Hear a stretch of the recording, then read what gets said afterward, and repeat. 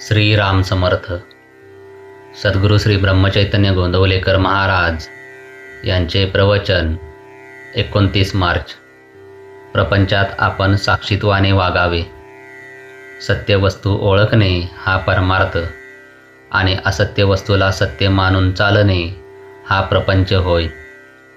आपल्याला वस्तू दिसते ती खरी असेलच असे नाही, पण ती मुळीच नाही असे मात्र नाही. ती काहीतरी आहे.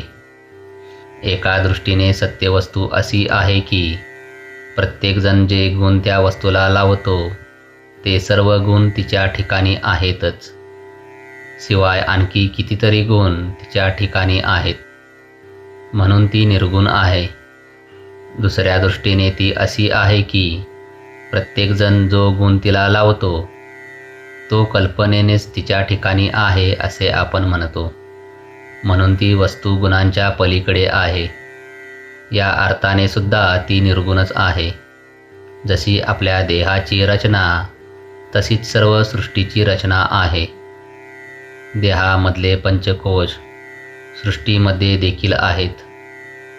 फरक एवढाच की देहामध्ये ते मूर्त आहेत, तर सृष्टीमध्ये ते अमूर्त स्वरूपात आहेत.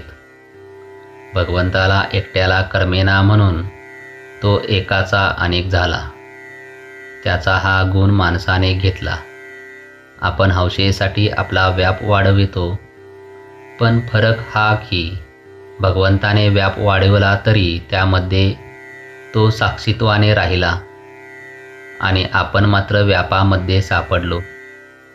भगवंत सुखदुःखाच्या पलीकडे राहिला, पण आपण मात्र दुःखात राहिलो. व्यापाच्या म्हणजे परिस्थितीच्या बाहेर जो राहील त्याला दुःख होणार नाही.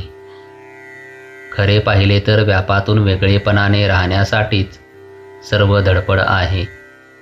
व्याप दुःखदायक न व्हावा असे वाटत असेल तर आपण साक्षीत्वाने राहायला शिकले पाहिजे.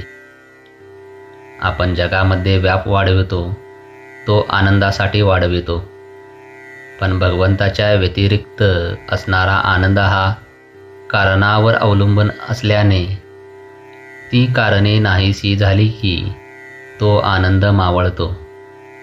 यासाठी तो आनंद अशाश्वत होय.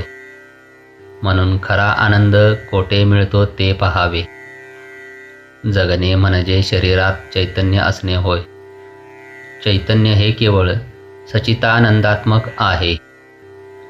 म्हणून जोपर्यंत आपण जिवंत आहोत तोपर्यंत स्वाभाविक आनंद असलाच पाहिजे. हा आनंद आपण भोगावा. ब्रह्मानंद आणि सुषुप्ती यामध्ये फरक आहे. ब्रह्मानंद हा आहेपणाने आहे, तर सुषुप्तीचा आनंद हा नाहीपणाने आहे.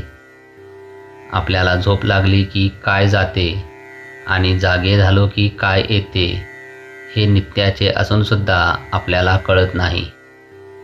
भगवंताच्या इच्छेने सर्व होते आणि तोच सर्व करतो अशी भावना ठेवणे यासारखे समाधान नाही. कृतीमध्ये आनंद आहे, फळाच्या किंवा फळाच्या आशेत तो नाही.